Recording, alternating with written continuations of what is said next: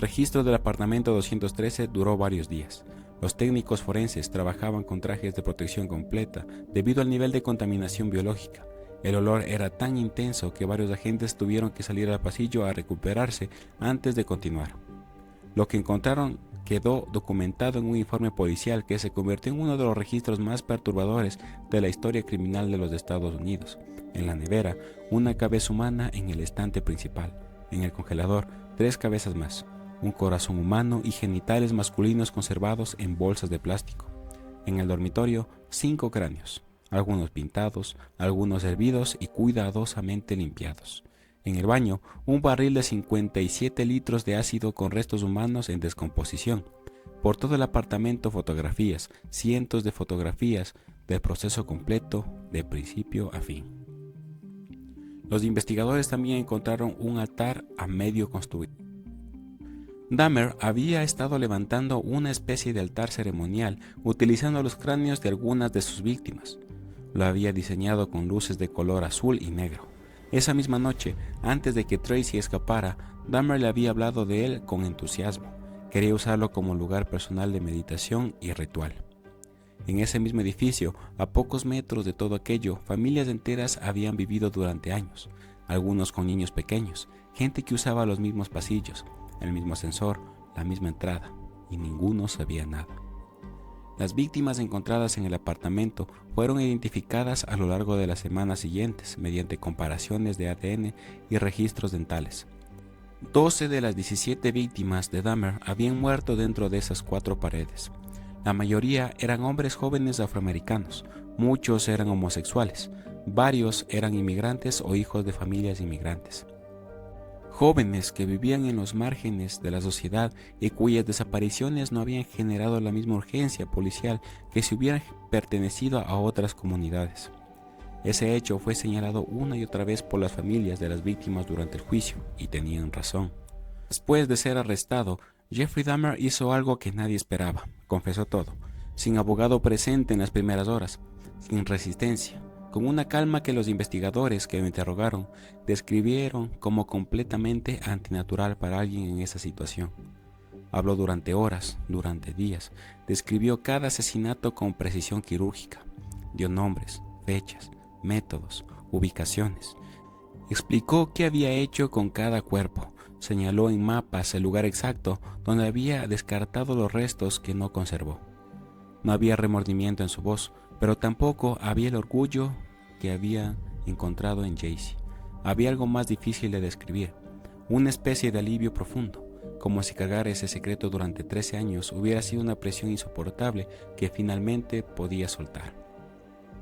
Habló del canibalismo sin que nadie se lo preguntara directamente.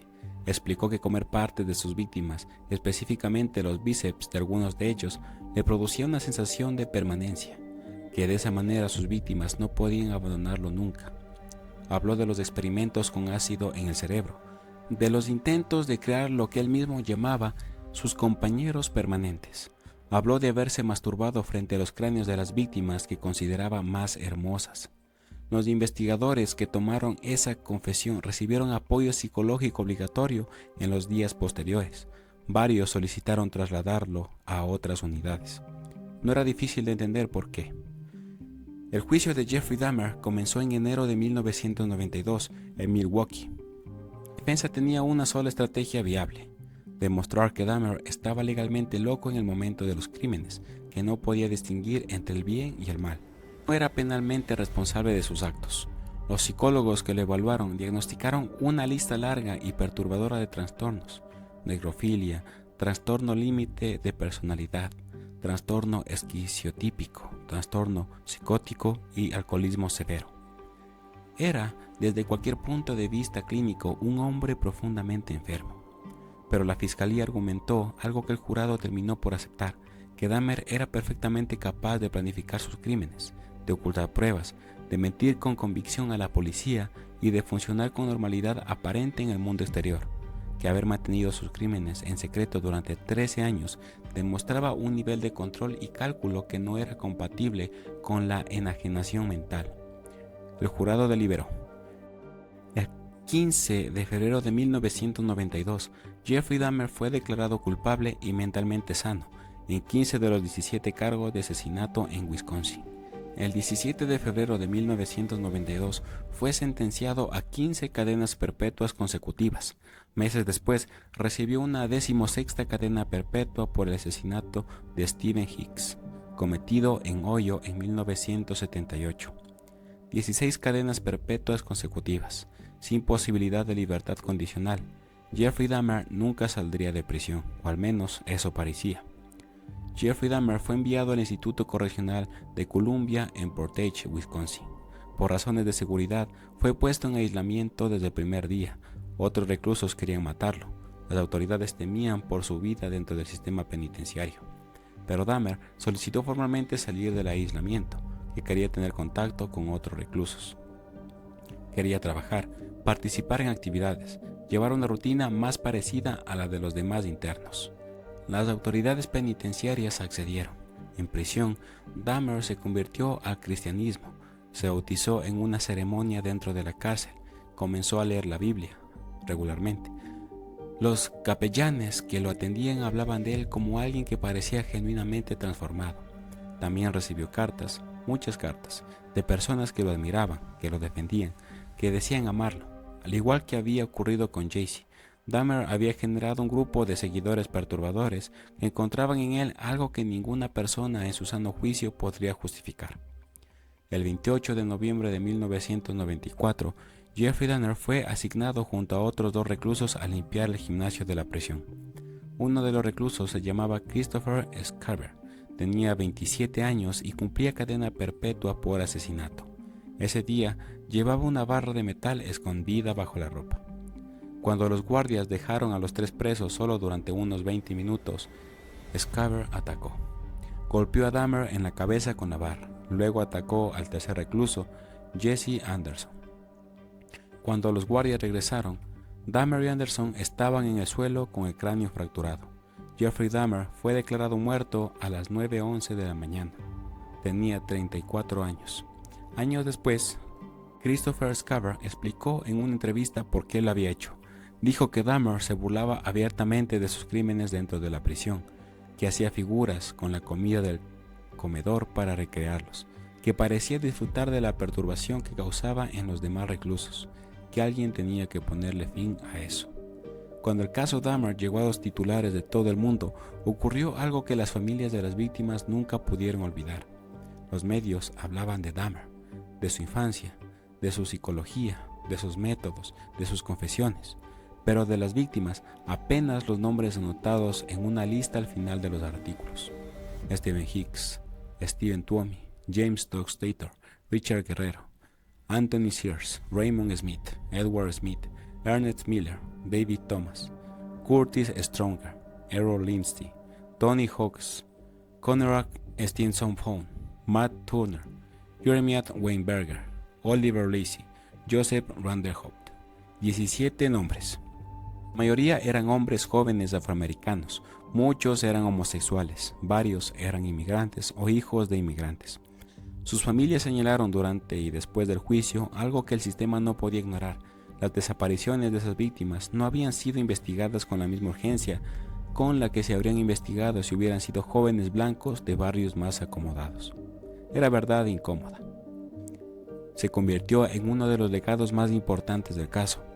Tony Hawkes era sordomudo, tenía 31 años. Su madre, Shirley Hawkes, declaró en el juicio y dijo palabras que recorrieron el mundo entero. Mi hijo no podía gritar pidiendo ayuda, y aún así nadie lo buscó. Errol Lindsey tenía 19 años. Su hermana Pamela, cuando supo cómo había muerto su hermano, se dirigió en la sala del tribunal directamente a Dahmer y le dijo: no eres un monstruo, eres mucho peor, eres un ser humano que eligió hacer esto. Esas palabras pesan más que cualquier análisis psicológico, más que cualquier cifra, más que cualquier documental. 17 personas reales que tenían familias que los amaban. El caso Dahmer es uno de los más estudiados en la historia de la psicología forense y criminología, y décadas de análisis no han producido una respuesta que satisfaga completamente la pregunta más básica: ¿cómo se llega ahí? Lo que los expertos sí tienen claro de esto: Dahmer no encajaba en el perfil típico del asesino en serie. No tuvo una infancia marcada por abusos graves, no fue maltratado físicamente. Tuvo un padre presente, aunque emocionalmente distante. Creció en un barrio tranquilo con los recursos básicos cubiertos. El perfilador del FBI, Robert Rissler, uno de los creadores de la Unidad de Ciencias del Comportamiento, lo describió como un criminal mixto, ni completamente organizado ni completamente desorganizado, lo que lo hacía especialmente difícil de clasificar y de anticipar. Lo que sí está documentado con claridad es la progresión, la fascinación infantil con los huesos de animales, el voyeurismo en la adolescencia, el alcoholismo como mecanismo de supresión de impulsos que no sabía cómo manejar de otra manera, y luego el primer asesinato, que en lugar de producir horror y culpa, produjo algo radicalmente diferente, la sensación de que finalmente había encontrado algo que llenaba el vacío que siempre había cargado. Ese vacío, esa incapacidad de conectar emocionalmente con otras personas, esa necesidad de control absoluto sobre otro ser humano. Son los hilos conductores que los psicólogos identifican como el núcleo de quién era Dahmer. El caso también dejó una lección institucional devastadora. En 1988, 3 años antes de su captura, Dahmer fue arrestado y condenado por abusar sexualmente de un menor de 13 años, que era el hermano menor de Conorak, a quien asesinaría 3 años después. Salió en libertad condicional en 1990. Su oficial de libertad condicional nunca visitó su apartamento. Si lo hubiera hecho, habría encontrado restos humanos. El sistema falló 17 veces, y las familias de esas 17 personas lo saben con exactitud. El edificio completo del número 924 de la calle North 25 fue demolido en 1992, un año después del arresto de Dahmer. El lote quedó vacío durante años. Nadie quería construir ahí, nadie quería vivir sobre ese suelo. Hoy es un parque urbano. Jeffrey Dahmer está muerto. Fue asesinado por un compañero de prisión el 28 de noviembre de 1994. Sus restos fueron cremados, sus cenizas quedaron divididas entre sus padres, que para entonces llevaban años separados, en parte por el peso insoportable de lo que su hijo resultó ser. Su padre, Lionel Dahmer, escribió un libro sobre su experiencia como padre de un asesino en serie. Pasó años intentando entender qué había fallado, dónde había estado la señal que no supo leer. Nunca encontró una respuesta que lo dejara en paz. En 2022, Netflix estrenó Monstruo, la historia de Jeffrey Dahmer, protagonizada por Evan Peters. Fue vista en 92 países durante su primera semana de emisión. Encabezó el ranking de la plataforma durante 2 semanas consecutivas. Las familias de las víctimas no fueron consultadas antes del estreno. Muchas expresaron públicamente su dolor y su rabia. Dijeron que el sistema, una vez más, seguía poniendo el foco en él, en el asesino, en lugar de las personas que él destruyó. Tenían razón. Stephen Hicks solo quería ir a un concierto de rock. Conorak tenía 14 años y unos policías lo devolvieron a manos de su asesino. Tony Hughes era sordomudo y no pudo gritar pidiendo ayuda. Errol Lindsay tenía 19 años y una hermana que lo amaba profundamente. Esos son los nombres que importan. Esas son las historias que merecen ser contadas. Gracias por quedarte hasta el final. Si este video te impactó, compártelo. No por el morbo, sino para que estas historias no se olviden. Nos vemos en el próximo caso. Esto fue Ecos del Misterio.